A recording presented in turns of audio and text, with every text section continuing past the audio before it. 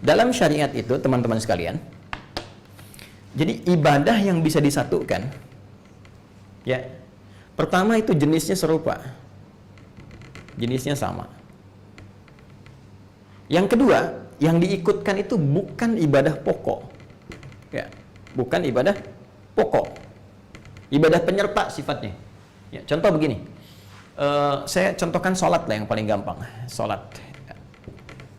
Ya, sekarang kita ingin menyatukan jenis-jenis sholat, ya, jenisnya sama-sama sholat, ya, sholat dengan sholat kita ingin satukan.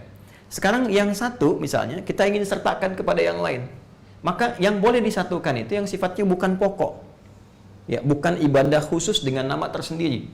Contoh tahiyatul masjid, ya, sholat tahiyatul masjid.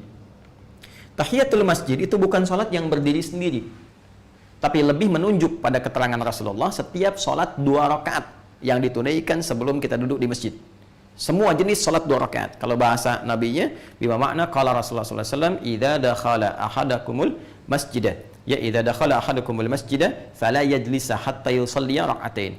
Idza dakhala, apabila akan masuk ahadukumul masjidah, satu di antara kalian ke masjid, ya, fala yajlisa, maka jangan langsung duduk. Jangan di sini sifatnya menunjuk kepada larangan yang diutamakan dalam pengertian sunnah, kan?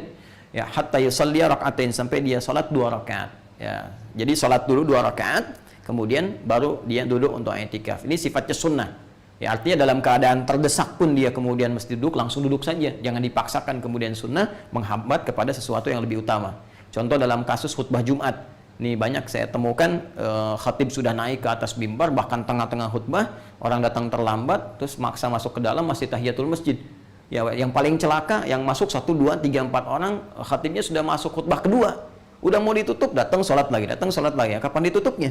Ya, karena itu dalam mazhab Maliki, kalau sudah khatib naik ke atas mimbar, ini tidak dianjurkan tahiyatul masjid, langsung duduk.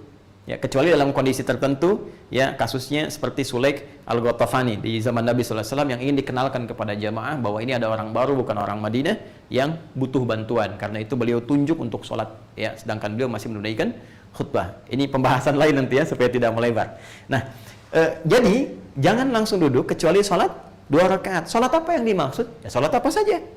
Bisa sholat wudhu, setelah wudhu masuk masjid sholat, ya, bisa sholat duha. Ya, jadi umum sifat sholatnya. Di setiap sholat yang ditunaikan saat masuk ke masjid 2 rakaat itu sama dengan nilainya tahiyatul masjid. Karena itu tahiyatul masjid itu bisa dimasukkan ke dalam setiap sifat sholat apapun yang ditunaikan sebelum duduk. Jadi kalau sudah Anda masuk misalnya, ya sudah, nggak usah Anda tunaikan satu sifat.